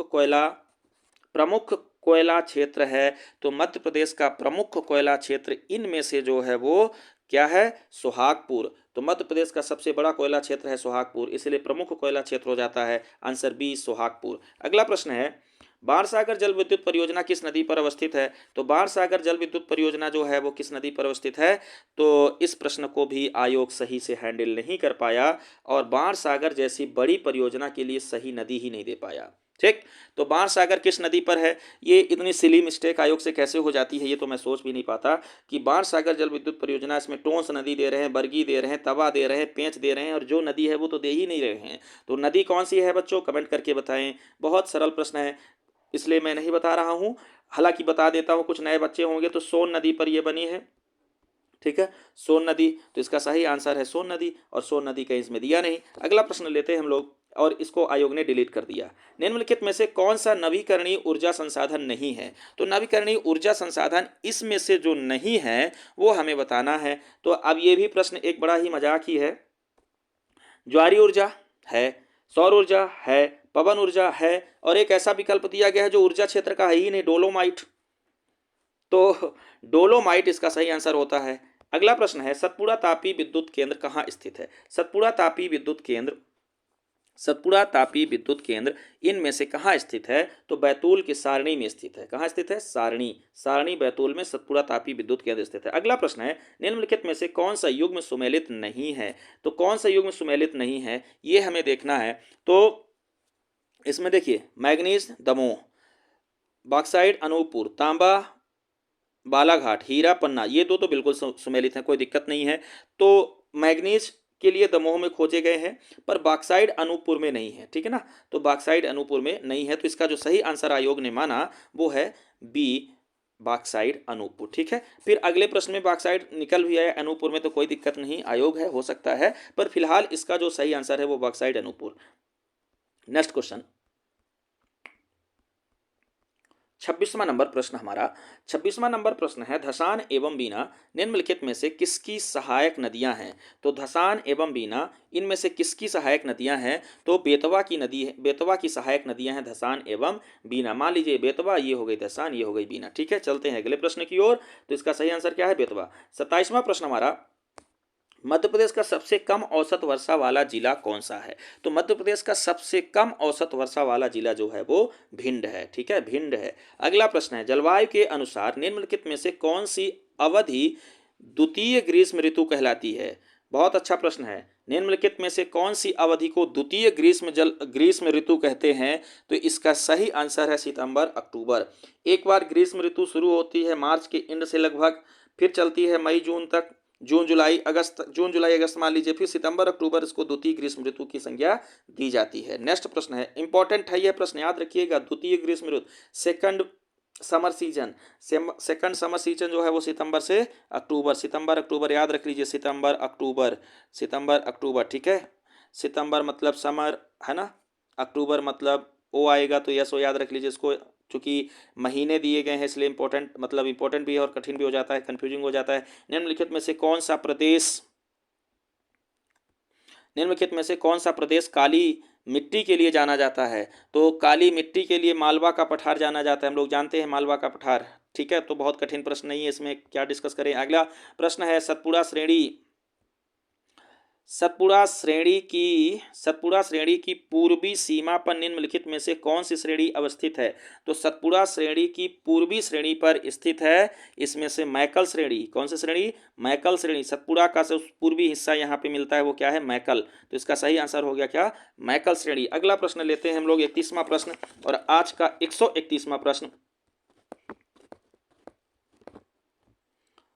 ये प्रश्न था, सोवियत यूनियन के अंतिम नेता मिखाइल गोर्बाचेव का हाल ही में किस आयु पर निधन हुआ? ये तो बहुत ही इंपॉर्टेंट प्रश्न था उस समय पर, अब तो इतना ज़्यादा नहीं है। ठीक है, सोवियत यूनियन के अंतिम नेता मिखाइल गोर्बाचोव का किस आयु पर निधन हुआ? अब कुछ भी पूछ लें, इस टाइप का ये प्रश्न है, तो 91 वर्ष की आयु पर इनका निधन हो गया था। ठीक, चलते हैं हम लोग अगले प्रश्न की ओर, इनको श्रद्धांजलि अर्पित करते हुए। अगला प्रश्न है, यूजीसी के पूर्व अध्यक्ष प्रोफेसर डीपी सिंह को शिक्षा सलाहकार के पद पर नियुक्ति किस राज्य सरकार ने दी है? तो यूजीसी के पूर्व अध्यक्ष रहे professor DP Singh. Professor DP Singh को शिक्षा सलाहकार बनाया गया और उत्तर प्रदेश ने बनाया। किसने? उत्तर प्रदेश ने बनाया। ठीक है, अगला प्रश्न हम लोग लेते हैं, मसाई मारा राष्ट्रीय अभयारण्य किस देश में स्थित है? तो मसाई मारा राष्ट्रीय उद्यान ये अभयारण्य है, राष्ट्रीय अभयारण्य है। आयोग ने इसको डिलीट कर दिया, इस प्रश्न को। क्यों डिलीट कर दिया ये तो पता नहीं, पर इसके दो आंसर सही हैं। हाँ, इसलिए डिलीट कर दिया कि केन्या और तंजानिया की सीमा पर स्थित है। तो इधर ये केन्या भी आता है और इधर तंजानिया भी आता है, और ये बीचों बीच ये मसाई मारा स्थित है। तो आयोग इसके 2 आंसर ना मान करके इस प्रश्न को डिलीट करके प्रश्न को तिलांजलि दी। अगला प्रश्न हम लोग लेते हैं। 34वां प्रश्न हमारा है, मुख्यमंत्री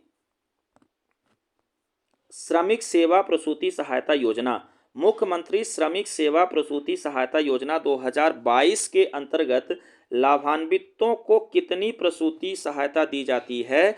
तो जो मुख्यमंत्री श्रमिक सेवा प्रसूति सहायता योजना 2022, इतना पहले याद कर लीजिए, श्रमिक सेवा प्रसूति योजना जो मुख्यमंत्री ने चलाई 2022 में चलाई, इसके अंतर्गत जो लाभान्वित होते हैं उनको कितनी प्रसूति सहायता दी जाती है? तो उनको अधिकतम 2 जीवित जन्म के लिए कितनी प्रसूति हेतु सहायता दी जाती है। अच्छा, कितनी प्रसूति, राशि नहीं पूछा है, कितनी प्रसूति, कितने प्रसूति के लिए दिया जाता है? तो अधिकतम जो 2 जीवित जन्म के लिए।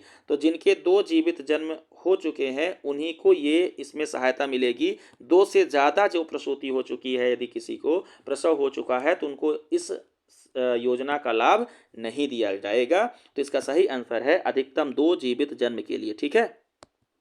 35वां प्रश्न हमारा,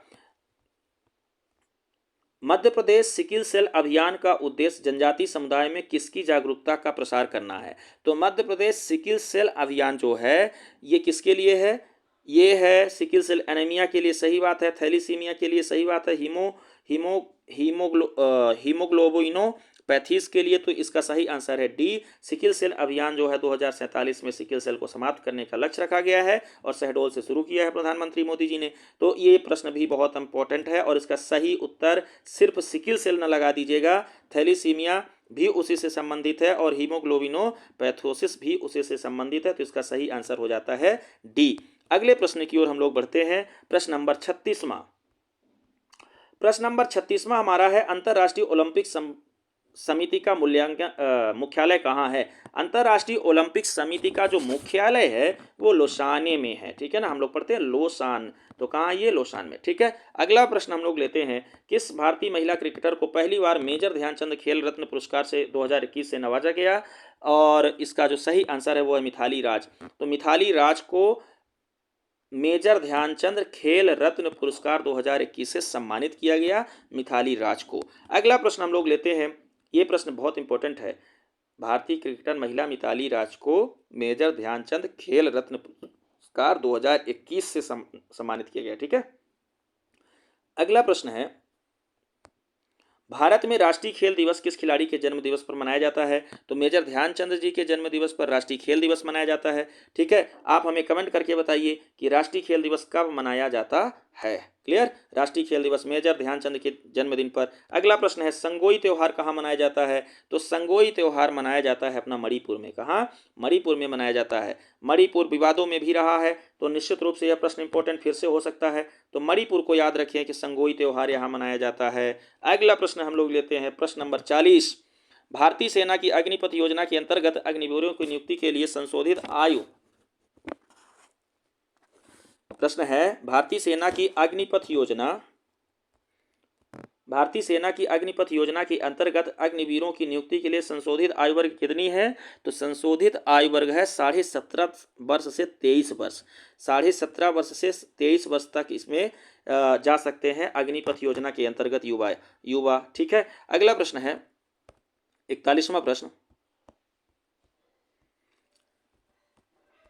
निम्नलिखित में से कौन सी रचना शरद जोशी से संबंधित नहीं है? तो शरद जोशी से संबंधित इसमें जो रचना है वो है युगचरण। युगचरण नहीं है। ठीक है, शरद जोशी की रचना नहीं है। ठीक है। परिक्रमा, तिलिस्म और दूसरी सतह इनकी रचना है, लेकिन युगचरण इनकी रचना नहीं है। अगला प्रश्न है, निम्नलिखित में से कौन सी जनजाति लौह शिल्प निर्माण के लिए जानी जाती है? तो अगरिया जो होती है वो लौह शिल्प निर्माण के लिए जानी जाती है। इंपॉर्टेंट प्रश्न है, याद रखिएगा, सरल भी है, सब लोग जानते भी हैं, बहुत कठिनाई वाली बात नहीं है, पर याद रखना है किसको? अगरिया को। अगला प्रश्न है, बहुत इंपॉर्टेंट प्रश्न है अगला वाला, कि आदिवासियों की बोलियों में संवाद करने के लिए सूचनाएं प्रसारित करने वाले सामुदायिक रेडियो का नाम क्या रखा गया? तो इसका नाम रखा गया वानिया रेडियो। ठीक है, वानिया रेडियो। तो वानिया रेडियो जो है आदिवासियों की बोलियों में संवाद करने और सूचना प्रसारित करने के लिए इसकी स्थापना की गई है। नेक्स्ट क्वेश्चन है, अवध किशोर जड़िया अवध किशोर जड़िया का संबंध किस क्षेत्र से है? तो अवध किशोर जड़िया का संबंध जो है साहित्य एवं शिक्षा से है। ठीक है, साहित्य एवं शिक्षा से संबंधित हैं अवध किशोर जड़िया। अगला प्रश्न हम लोग लेते हैं, पद्मावत ग्रंथ में निम्नलिखित में से किस लोक नृत्य का वर्णन किया गया है? तो पद्मावत, इंपॉर्टेंट प्रश्न है, याद रखिएगा, पद्मावत में किस लोक नृत्य का वर्णन किया गया है? तो राई लोक नृत्य का वर्णन किया गया है। ठीक है, पद्मावत ग्रंथ में राई लोक नृत्य का वर्णन किया गया है। इंपॉर्टेंट प्रश्न है, याद रखें, राई का वर्णन जो है पद्मावत ग्रंथ में किया गया है। अगला प्रश्न है 46वां नंबर प्रश्न, निम्नलिखित में से किस लेखक ने रानी दुर्गावती की राजधानी चौरागढ़ की लूट का वर्णन किया है? तो रानी दुर्गावती की राजधानी चौरागढ़ की लूट का वर्णन किस इतिहासकार ने किया है? तो अबुल फजल ने किया है। ठीक है, अबुल फजल ने रानी दुर्गावती की राजधानी चौरागढ़ की लूट का वर्णन किया। तो यहाँ से 2-3 प्रश्न, रानी दुर्गावती का वर्णन अबुल फजल ने किया है, राजधानी इनकी चौरागढ़ की लूट का वर्णन अबुल फजल, तो अबुल फजल को हमें याद रखना है। अगला प्रश्न है 47वां प्रश्न कि भारतीय राष्ट्रीय कांग्रेस इंदौर शाखा के प्रथम अध्यक्ष कौन थे? तो भारतीय राष्ट्रीय कांग्रेस इंदौर शाखा के जो पहले अध्यक्ष हुए वो अर्जुन लाल सेठी हुए।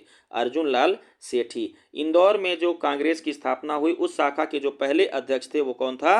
अर्जुन लाल सेठी थे। अगला प्रश्न है, निम्नलिखित में से किस मेले का आयोजन जाम नदी के तट पर किया जाता है? तो किस मेले का आयोजन जाम नदी के तट पर किया जाता है? तो जाम नदी के तट पर गोटमार प्रथा का आयोजन होता है, गोटमार मेले का आयोजन किया जाता है इंदौर जिले के अंतर्गत, इंदौर जिला नहीं, छिंदवाड़ा जिला होगा। तो गोटमार का आयोजन किया जाता है। ठीक है, इंदौर में हिंगोला इसी प्रकार की परंपरा चलती है। तो जाम नदी के तट पर गोटमार प्रथा का आयोजन किया जाता है, मेले का आयोजन किया जाता है। अगला प्रश्न है, मांदर और दफड़ा का संबंध किससे है? तो मांदर और दफड़ा का संबंध जो है इनमें से वाद्य यंत्र से है। ठीक है, तो ये 2 वाद्य यंत्र हैं, मांदर और दफड़ा। ठीक है, अगला प्रश्न हम लोग लेते हैं, ये याद रखिएगा, मांदर और दफड़ा जो है वो वाद्य यंत्र है। नेक्स्ट क्वेश्चन है, निम्नलिखित में से किस शासक ने उज्जैन में हिरण्य गर्भदान नामक यज्ञ करवाया था? तो दंती दुर्ग ने उज्जैन में हिरण्य गर्भदान नामक यज्ञ करवाया था। किसने? दंती दुर्ग ने। याद रखिएगा, दंती दुर्ग इसका सही आंसर है, हिरण्य गर्भदान नामक यज्ञ उज्जैन में, दंती दुर्ग। ठीक है, अगला है, ये पूरे हुए आपका एडीपीओ का पेपर जो था 2021 में आया हुआ था। एक प्रश्न पत्र इसमें मैं और लेता हूं आज के वीडियो में, फिर अगले वीडियो में 4 प्रश्न पत्र लेकर के इसको हम लोग समाप्त करेंगे। ये हमारा अगला जो प्रश्न है ये है, कन्नौज के गुर्जर प्रतिहारों का मूल स्थान क्या था? तो कन्नौज के जो गुर्जर प्रतिहार थे इनका जो मूल स्थान था वो था उज्जैन। तो कन्नौज के गुर्जर प्रतिहारों का जो मूल स्थान था वो क्या था? उज्जैन। याद रखेंगे, महत्वपूर्ण प्रश्न है, उज्जैन गुर्जर प्रतिहारों का मूल स्थान था। ठीक है, अगला प्रश्न है, चंदेल शब्द का प्रयोग किस शिलालेख में हुआ है? तो चंदेल शब्द का प्रयोग किस शिलालेख में हुआ? यह भी बहुत महत्वपूर्ण प्रश्न है। चंदेल शब्द का प्रयोग जो है दुधई शिलालेख में हुआ है। किसमें? दुधई शिलालेख में हुआ है। याद रखिएगा, चंदेल शब्द का प्रयोग दुधई शिलालेख में। सीधे उत्तर पे बात करेंगे तो जब भी ये प्रश्न आएगा तो सीधे आपको उत्तर दिखेगा। मांडू के किले का निर्माण किस शासक ने करवाया था? तो मांडू के किले का निर्माण होशंग शाह ने करवाया था। किसने? होशंग शाह ने करवाया था। अगला प्रश्न है, छत्रसाल दशक के रचनाकार कौन है? छत्रसाल दशक के रचनाकार कवि भूषण है। ठीक है, कवि भूषण है। अगला प्रश्न है, जैन मंदिर दोबकुंड कहाँ स्थित है? और इस प्रश्न को आयोग ने डिलीट किया। जैन मंदिर दोबकुंड इनमें से कहीं स्थित नहीं है, इसलिए आयोग को डिलीट करना पड़ा। ये स्थित है श्योपुर में। कहाँ स्थित है? तो जैन मंदिर दोबकुंड श्योपुर में स्थित है। आयोग ने इस प्रश्न को डिलीट किया क्योंकि उसके ऑप्शन में श्योपुर था ही नहीं। अगला प्रश्न है 6वां नंबर प्रश्न, the evolution of provincial finance in British India.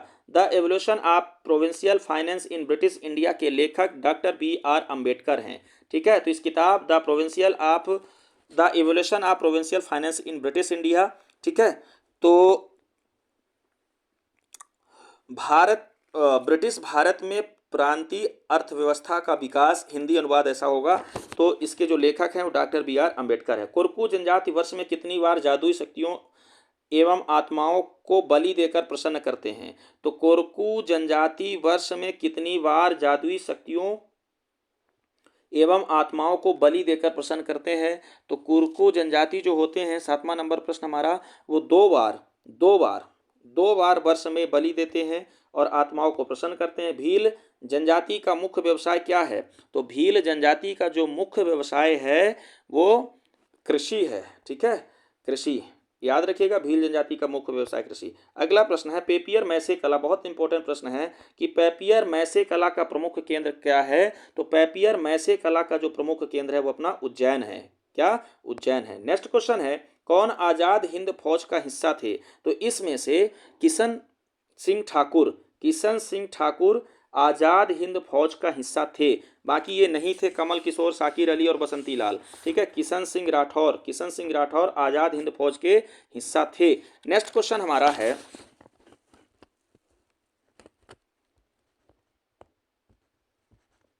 11 number, Maikal श्रेणी संबंधित है। तो मैकल श्रेणी इनमें से किससे संबंधित है? तो मैकल श्रेणी इनमें से सतपुड़ा से संबंधित है। ठीक है, अगला प्रश्न है जोहिला नदी का उद्गम स्थल क्या है? तो जोहिला नदी का जो उद्गम स्थल है वो मैकल ही है। ठीक है, मैकल। अगला प्रश्न है मंधाता गाज किस नदी पर बनता है? तो मंधाता गाज जो है नर्मदा नदी पर, कहाँ? नर्मदा नदी पर बनता है। नेक्स्ट क्वेश्चन है मध्य प्रदेश में सर्वाधिक परिवर्तनशीलता किस जिले में पाई जाती है? वर्षा में सर्वाधिक वर्षा परिवर्तनशीलता किस जिले में पाई जाती है? तो खरगोन में सर्वाधिक वर्षा परिवर्तनशीलता पाई जाती है। बस इतना याद रखिए, खरगोन में सर्वाधिक वर्षा परिवर्तनशीलता पाई जाती है। अगला प्रश्न है बिजुरी झगराखंड खान किस कोयला क्षेत्र से संबंधित है? तो मध्य प्रदेश में जो कोयला क्षेत्र है उनमें से बिजुरी झगराखंड खान जो है वो सुहागपुर कोयला क्षेत्र में आता है। तो बिजुरी झगराखंड खान मतलब खदान सुहागपुर कोयला क्षेत्र के अंतर्गत आता है। नेक्स्ट क्वेश्चन है 16वां नंबर प्रश्न कि मध्य प्रदेश के किस पेटी में सर्वाधिक मैंगनीज भंडारण है? तो मध्य प्रदेश के बालाघाट छिंदवाड़ा पेटी में सबसे ज्यादा मैंगनीज का भंडारण है, बालाघाट छिंदवाड़ा पेटी में। अगला प्रश्न है गांधी सागर बांध स्थित है, कहाँ स्थित है गांधी सागर बांध? तो गांधी सागर बांध जो स्थित है चंबल नदी पर, ये भाग गया, चंबल नदी पर स्थित है। कहाँ स्थित है? चंबल नदी पर। तो गांधी सागर बांध चंबल नदी पर स्थित है। नेक्स्ट प्रश्न हमारा है एशिया का सबसे बड़ा सौर ऊर्जा केंद्र कहाँ स्थापित है? तो एशिया का सबसे बड़ा सौर ऊर्जा केंद्र जो स्थापित है वो गुड़ में स्थापित है। कहाँ स्थापित है? गुड़ में स्थापित है। एशिया का सौर ऊर्जा केंद्र किस स्थान पर स्थापित है? गुड़ पर स्थापित है। अगला प्रश्न हमारा है रानी अवंतीबाई परियोजना किस नदी पर बनाई गई है? रानी अवंतीबाई परियोजना 19 नंबर प्रश्न हमारा है नर्मदा नदी पर बनाई गई है। किस नदी पर बनाई गई है? नर्मदा नदी पर बनाई गई है। नेक्स्ट प्रश्न है बघेलखंड में, बहुत जल्दी इनको करते, सिर्फ उत्तर रटिएगा। बघेलखंड में मुख्यतः कौन सी मिट्टी पाई जाती है? तो बघेलखंड में लाल तथा पीली मिट्टी पाई जाती है, लाल और पीली मिट्टी पाई जाती है बघेलखंड में। अगला प्रश्न है हमारा 21वां प्रश्न,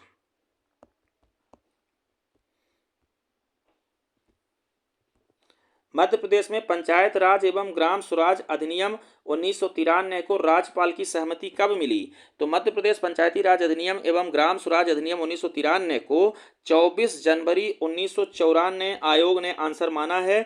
24 जनवरी 1994 को राज्यपाल की सहमति मिली है, याद रखिएगा 24 जनवरी 1994। ठीक है, अगला प्रश्न है प्रश्न नंबर 22, मध्य प्रदेश राज्य में क्षमा प्रदान करने की शक्ति निम्नलिखित में से किसके पास है? तो क्षमा प्रदान करने की शक्ति दो ही व्यक्ति के पास होती है, एक राज्यपाल एक राष्ट्रपति। तो मध्य प्रदेश में राज्यपाल को। अगला प्रश्न है 23वां नंबर प्रश्न, लोकसभा एवं विधानसभा परिनियम आदेश 2018, लोकसभा एवं विधानसभा परिनियम आदेश 2008 लोकसभा एवं विधानसभा परिनियम 2008 के अनुसार लोकसभा में मध्य प्रदेश राज्य से अनुसूचित जनजाति के लिए कितनी सीटें आरक्षित हैं? ठीक है, इसमें दो प्रश्न आप लोग करिएगा। पहले तो 6 सीटें आरक्षित हैं अनुसूचित जनजाति के लिए और दूसरा ये जो किसके अनुसार आरक्षित है, तो लोकसभा विधानसभा पर नियम आदेश 2008 के अनुसार आरक्षित है। ठीक है, अगला प्रश्न है, एशिया की पहली पेपर मिल मध्य प्रदेश के किस शहर में, किस जिले में स्थापित है? तो एशिया की पहली पेपर मिल जो है वो बुरहानपुर नेपानगर में स्थापित है। ठीक है, नेक्स्ट प्रश्न है, वर्तमान में मध्य प्रदेश में कितने ग्राम न्यायालय काम कर रहे हैं? तो वर्तमान में इस प्रश्न काल में कितने ग्राम न्यायालय काम कर रहे थे? 89। ठीक है, 89 काम कर रहे हैं। नेक्स्ट प्रश्न है 26वां, अभी भी उतने ही है। 26वां प्रश्न है, मध्य प्रदेश में कुल कितनी अनुसूचित जनजातियां निवास करती हैं? तो मध्य प्रदेश में कुल 46 अनुसूचित जनजातियां निवास करती हैं। 46 अनुसूचित जनजातियां निवास करती हैं। आंसर इसका ए। अगला प्रश्न है 27वां,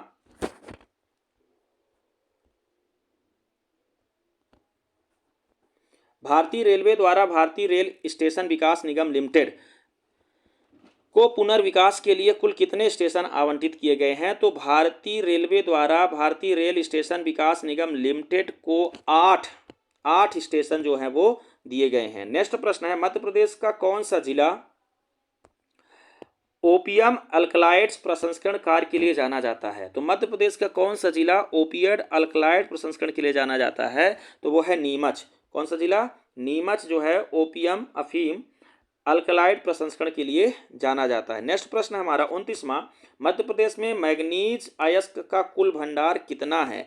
तो मैग्नीज अयस्क का जो कुल भंडार है वो है 23.64 मिलियन टन। 23.64 मिलियन टन, याद रखिएगा। मैग्नीज अयस्क का जो कुल भंडारण है 2364 मिलियन टन, याद रखना है 23.64 मिलियन टन। ठीक है, मध्य प्रदेश में ग्रामीण दीनदयाल अंत्योदय योजना का मुख्य उद्देश्य क्या था, क्या है? तो मध्य प्रदेश में ग्रामीण दीनदयाल अंत्योदय योजना का जो उद्देश्य है वो है ग्रामीण क्षेत्रों में रोजगार का सृजन एवं निर्धनता का उन्मूलन करना। तो मध्य प्रदेश में ग्रामीण दीनदयाल अंत्योदय योजना का जो मुख्य उद्देश्य है वो ग्रामीण क्षेत्रों में रोजगार का सृजन एवं उन्मूलन करना है। किसका? निर्धनता का उन्मूलन करना है। अगला प्रश्न हम लोग लेते हैं, अंतर्राष्ट्रीय मुद्रा कोष के वर्तमान प्रबंध निदेशक एमडी कौन है? तो आईएमएफ के वर्तमान क्रिस्टेलिना जियोर्जिएवा है ना, जियोर्जिएवा, ये जो है तो आईएमएफ के निदेशक है। अगला प्रश्न है, भारत के 32वें विधि आयोग की अवधि क्या होगी? तो भारत के 22वें बोला है, 22वें वित्त आयोग की अवधि 3 वर्ष ही है। ठीक है, याद रखना है 3 वर्ष। अगला प्रश्न है, विश्व आर्थिक परिषद 2023 की वार्षिक बैठक कहाँ आयोजित की गई? तो विश्व आर्थिक परिषद 2023 की जो बैठक आयोजित की गई है वो दावोस में, ठीक है, दावोस में की गई है आयोजित। नरेंद्र मोदी जी गए थे प्रधानमंत्री। तो ध्यान रखना है विश्व आर्थिक परिषद 2023 की जो बैठक है दावोस में है। कहाँ? दावोस में। अगला प्रश्न है, प्रदेश के छात्रों को गुणवत्तापूर्ण शिक्षा प्रदान करने के लिए मध्य प्रदेश सीएम राइज योजना को कब प्रारंभ किया गया? तो प्रदेश के सीएम राइज योजना कब शुरू किया गया, ये प्रश्न है गुणवत्तापूर्ण शिक्षा के लिए। और इस प्रश्न को भी आयोग ने डिलीट किया क्योंकि सही ऑप्शन इसमें दे नहीं पाया, और सही ऑप्शन है 11 जून 2021। तो 11 जून 2021 इस विकल्प में कहीं है ही नहीं, 12 जून था तो 12 जून उधर है, 11 जून इधर है। इस प्रकार से आप लोग देख ही सकते हैं। अगला प्रश्न है, मध्य प्रदेश सरकार की मुख्यमंत्री उद्यम क्रांति योजना में शिक्षित युवाओं को स्वयं का उद्यम रोजगार स्थापित करने के लिए निम्नलिखित में से कौन सा कथन सही नहीं है? ठीक है, तो देखिए, उद्यम क्रांति योजना से संबंधित है तो इस योजना में उद्यमी की न्यूनतम शिक्षा 10वीं होनी चाहिए, ये सही नहीं है। बाकी सब सही हैं। तो सही क्या है? इस योजना में 18 से 45 वर्ष के बीच की आयु वाले उद्यमियों को ऋण मिलता है, सही है। वार्षिक आय 12 लाख से अधिक नहीं होनी चाहिए, ये भी सही है। उद्यमी को बैंक में कुछ गिरवी नहीं रखना है, ये भी सही है। बस 10वीं नहीं रखा गया है, ठीक है ना, तो 10वीं पास होना जरूरी नहीं है। अगला प्रश्न है प्रश्न नंबर 36, निम्नलिखित में से मध्य प्रदेश के किस विभाग से मुख्यमंत्री कल्याणी विवाह सहायता योजना संचालित होती है? तो कल्याणी विवाह सहायता योजना सामाजिक न्याय एवं दिव्यांगजन सशक्तिकरण विभाग चलाता है, कल्याणी विवाह सहायता योजना। अगला प्रश्न है, मध्य प्रदेश के मुनीश्वर चंद्र डाबर को 2023 में किस क्षेत्र में पद्मश्री सम्मानित किया गया? तो मुनीश्वर चंद्र डाबर को दवा के क्षेत्र में, मेडिसिन के क्षेत्र में पद्मश्री दिया गया। अगला प्रश्न है, नीति आयोग के कंपोजिट जल प्रबंधन सूचकांक, नीति आयोग के कंपोजिट जल प्रबंधन सूचकांक 2017-18 में मध्य प्रदेश का क्या स्थान था? तो मध्य प्रदेश का स्थान था इसमें तीसरा। अगला प्रश्न है, मध्य प्रदेश के किस स्थान पर भोज समारोह का आयोजन किया जाता है? तो भोज समारोह धार में आयोजित किया जाता है। ठीक है, भोज समारोह धार। अगला प्रश्न है, ध्यानचंद के द्वारा ओलंपिक में कितने गोल किए गए? और यह प्रश्न भी गलत था और आयोग ने इसको डिलीट किया, इसमें सही ऑप्शन नहीं थे। ओलंपिक की बात करें थोड़ा सा तो ओलंपिक तीन ओलंपिक में 12 मैच खेले हैं मेजर ध्यानचंद्र, और इसमें 33 और कुछ जगहों पर 37 भी मिलता है, तो 33 या 37 गोल किए हैं, जो इन विकल्पों में से कुछ भी नहीं है। ठीक है, अगला प्रश्न है हमारा, 1 टेराबाइट समतुल्य है? तो 1 टेराबाइट समतुल्य है 2 की घात 40 बाइट, 2 की घात 40 बाइट के बराबर है। अगला प्रश्न है, इसका हमने बहुत से डिटेल दिया है टेस्ट सीरीज के प्रश्न पत्र में, देख लेना है उसको। अगला है, फ्लेमिंग के दाएं हाथ का नियम किसके लिए है? तो फ्लेमिंग का जो दाएं हाथ का नियम है वो चुंबकीय क्षेत्र के लिए भी है और चालक की गति की दिशा के लिए भी है। ठीक है, तो चालक की गति की दिशा और चुंबकीय क्षेत्र की दिशा दोनों के लिए, और इसका सही आंसर हो जाता है सी। अगला प्रश्न है, चैट जीपीटी में किस आर्टिफिशियल इंटेलिजेंसी तकनीकी का उपयोग किया जाता है? तो चैट जीपीटी में नेचुरल लैंग्वेज प्रोसेसिंग और डीप लर्निंग तकनीकी दोनों का इस्तेमाल होता है, और इस प्रकार से इसका सही आंसर है सी। अगला प्रश्न है, रोबोटिक्स में आवश्यकता होती है? तो इन सभी की आवश्यकता होती है, यांत्रिक अभियांत्रिकी अनुप्रयोगों की, इलेक्ट्रॉनिक अनुप्रयोगों की, संगणक विज्ञान अनुप्रयोगों की, सभी की। ठीक है, अगला प्रश्न है, राष्ट्रीय सूचना विज्ञान केंद्र की स्थापना राष्ट्रीय सूचना विज्ञान केंद्र की स्थापना का वर्ष जो है वो है 1976। तो राष्ट्रीय सूचना विज्ञान केंद्र एनआईसी की स्थापना 1976। अगला प्रश्न है, निम्नलिखित में से एक राज्य एक मिशन मोड प्रोजेक्ट है, कौन सा है? तो एक राज्य एक मिशन मोड प्रोजेक्ट जो है इसमें से है आपका ट्रेजरी। ठीक है, अगला प्रश्न है, इंपॉर्टेंट है, इसको यूं ही रख लीजिएगा कि एक राज्य एक मिशन मोड प्रोजेक्ट ट्रेजरी है। ठीक है, अब बाकी इसका क्या अर्थ बताएं। वर्ल्ड वाइड वेब WWW को आविष्कृत किया गया था सर टिम बर्निस द्वारा। ठीक है ना, तो सर टिम बर्नर्स ली द्वारा WWW खोजा गया। अगला प्रश्न है, प्रथम वेब ब्राउजर कौन सा है? तो पहला जो वेब ब्राउजर है वो है मोज़ाइक। ठीक है ना, मोज़ाइक। अगला प्रश्न है, IRCTC वेबसाइट किस पोर्टल से संबंधित है? तो यह जो IRCTC है वो किससे संबंधित है? अपना G2C है, गवर्नमेंट से कस्टमर के लिए है, कंज्यूमर के लिए। ठीक है, अगला प्रश्न है, ई कॉमर्स का C2C लागू होता है किसमें?